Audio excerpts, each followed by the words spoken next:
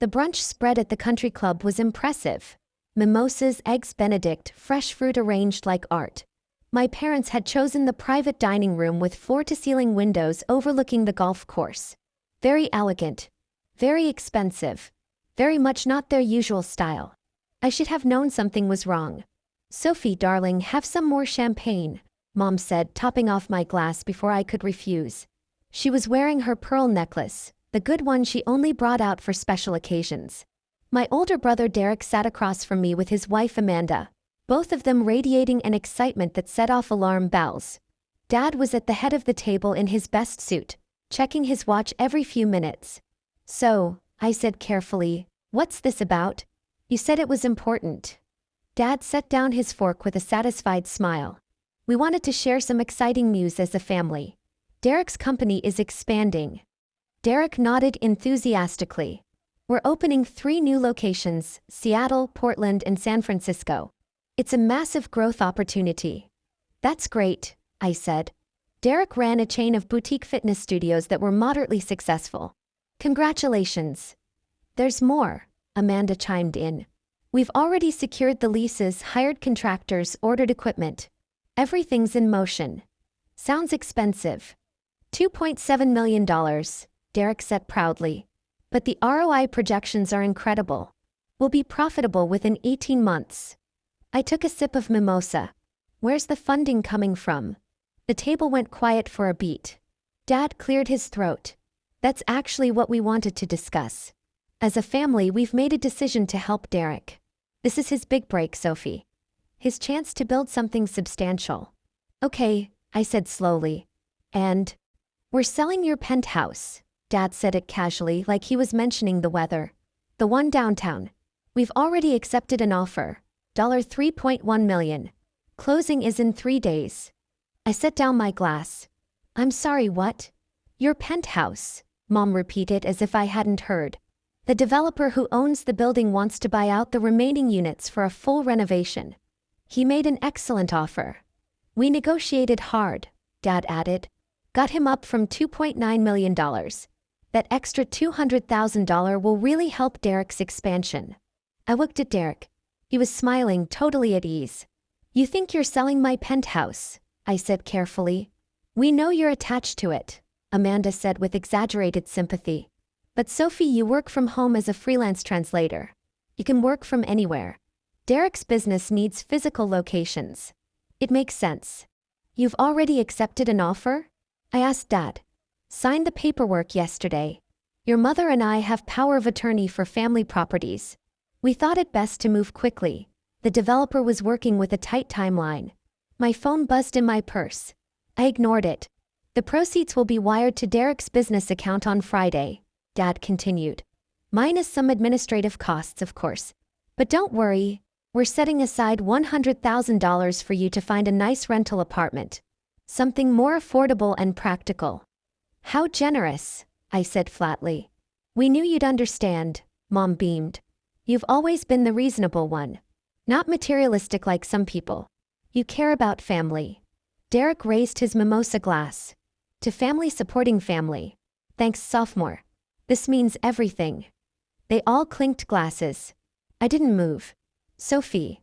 Dad frowned. "Aren't you happy for your brother?" "I'm curious about something," I said. "You mentioned power of attorney for family properties.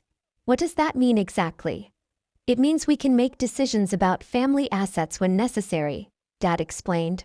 "It's standard estate planning. Your mother and I set it up years ago." "And my penthouse is a family asset?" "Well, yes. We bought it as an investment. You've been living there, which has been lovely, but ultimately it's a family property that should benefit the family." I pulled out my phone. "When did you buy it?" 5 years ago, Mom said. "Right after your grandfather passed. We used part of his inheritance to invest in real estate." "Interesting." I opened my banking app. "And you've been paying the property taxes all this time? The maintenance fees? The utilities?" Dad waved his hand. "Those details are handled through the family trust." "What family trust?" He blinked. "The one your mother and I established. The one I've never seen documents for?" "You don't need to see them," Dad said, his voice taking on an edge. You need to trust that your parents know what they're doing. My phone buzzed again. This time I looked. It was my bank's fraud alert system. I swiped to open the notification. Urgent. Wire transfer attempt flagged. $3,100,000 from account ending in 7392. Approve or deny. I looked up. Did you try to wire money from my account this morning? The color drained from Dad's face. What? Mom asked. No, of course not. The buyer is wiring funds to us. That's not what my bank is telling me. I held up my phone. Someone tried to initiate a $3.1 million wire transfer from my personal account 30 minutes ago. The same amount you claim you're getting from selling my penthouse. Derek's smile faltered. That must be a mistake. It's not a mistake. I pulled up another app. My property management dashboard. Here's the deed to Penthouse 4C at the Meridian Tower, showing Sophie Chen as the sole owner. Purchase date, 5 years ago. Purchase price, $1.9 million paid in full, no mortgage. Current value, approximately $3.4 million. I turned the phone so they could see the screen. That's impossible, Dad said. We bought that property. No, I bought that property. With money I earned from my freelance translation business. I made air quotes around freelance translation business, which is actually a boutique translation and localization agency with 43 contractors and annual revenue of $4.2 million.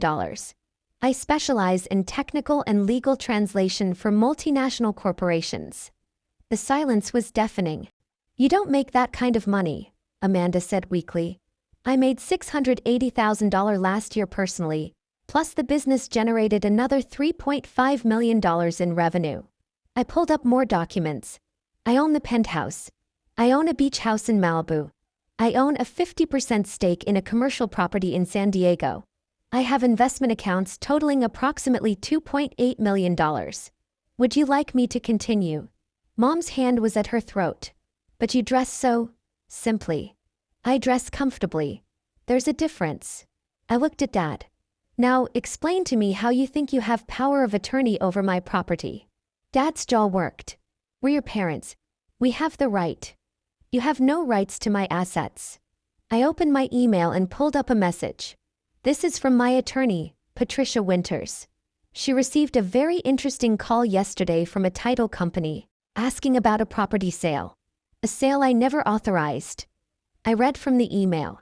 According to the title company, someone claiming to be my father presented forged documents showing power of attorney and attempted to sell my penthouse to a developer named Richard Strauss.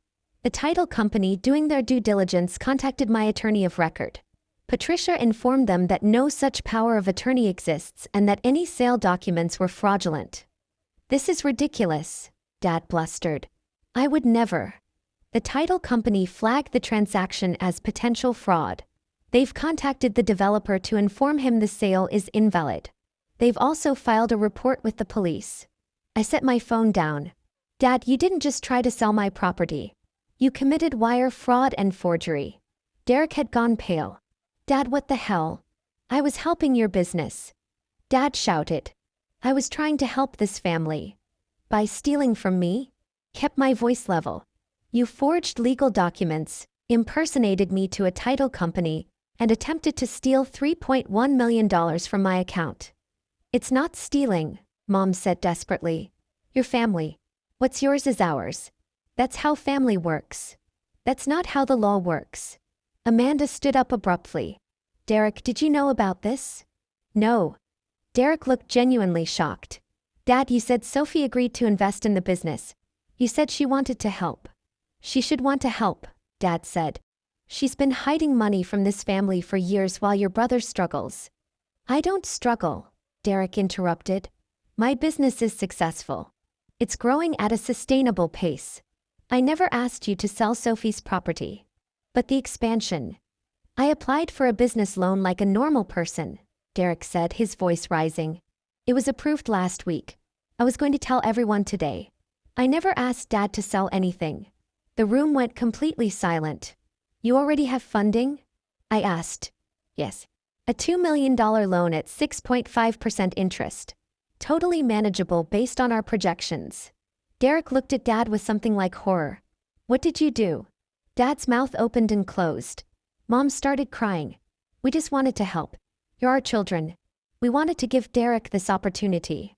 By committing fraud? I pulled up another document on my phone. Here's the forged power of attorney Dad submitted to the title company. Notarized and everything. Where did you get this, Dad? I know a guy, Dad muttered. You know a guy who forges legal documents? Derek's voice cracked. Dad, that's a felony. For both of you, I added. Forgery and wire fraud. Federal charges. Amanda grabbed her purse. I'm calling our lawyer.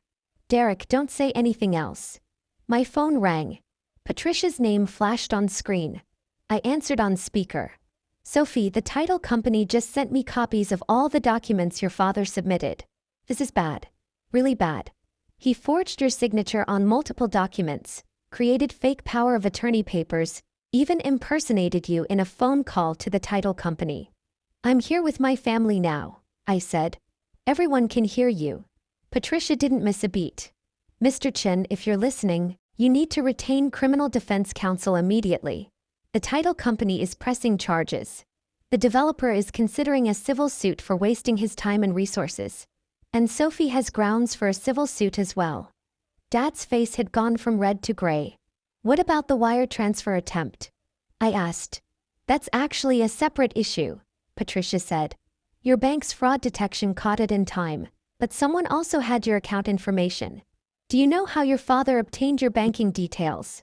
I looked at Mom. You helped him, didn't you? She was sobbing now. I just gave him the account number. From your old statements, the ones you left here when you lived with us.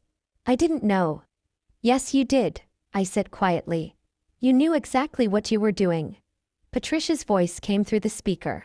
Mrs. Chin, you should also retain counsel. Providing account information for fraudulent purposes makes you an accessory.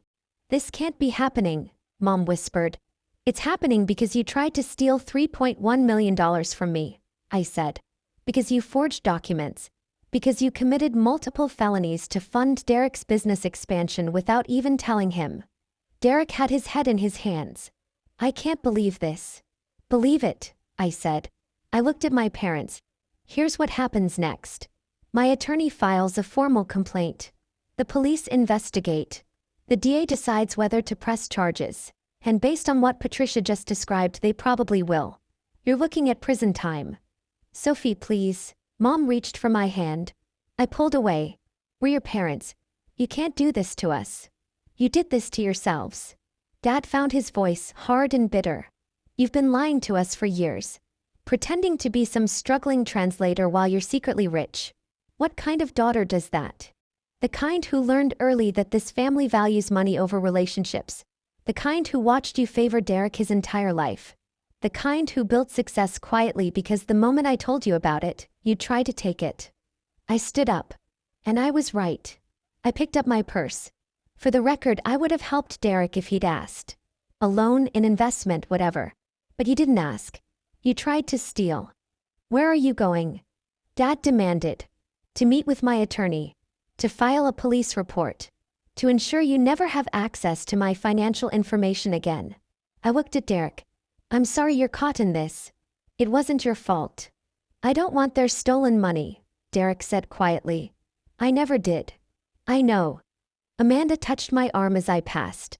For what it's worth, we really didn't know. Derek would never. I believe you. I left them there.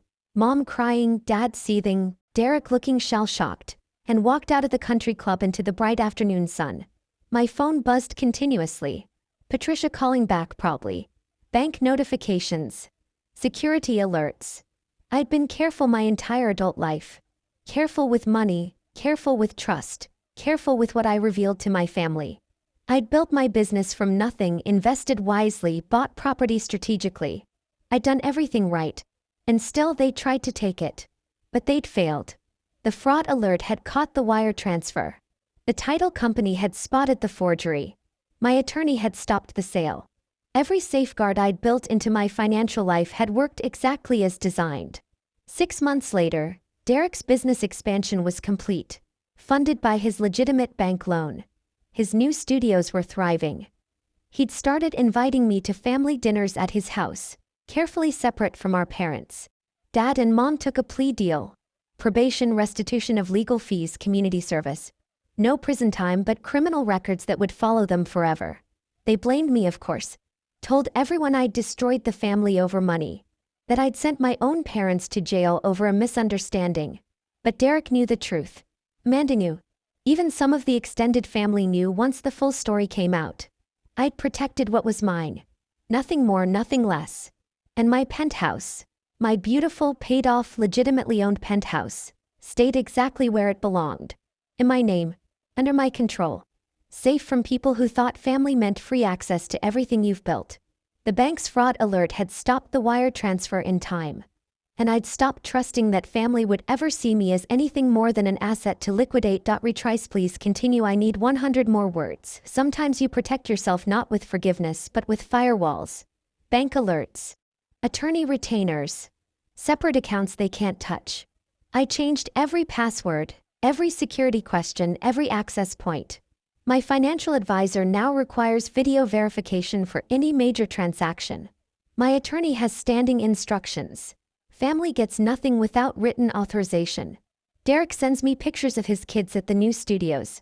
We meet for coffee monthly. He never asks about money. That's how I know he's family worth keeping. The rest learned an expensive lesson. You can't sell what was never yours to take. My offshore account balance grew steadily. Untouched. Practiced. Exactly as it should be.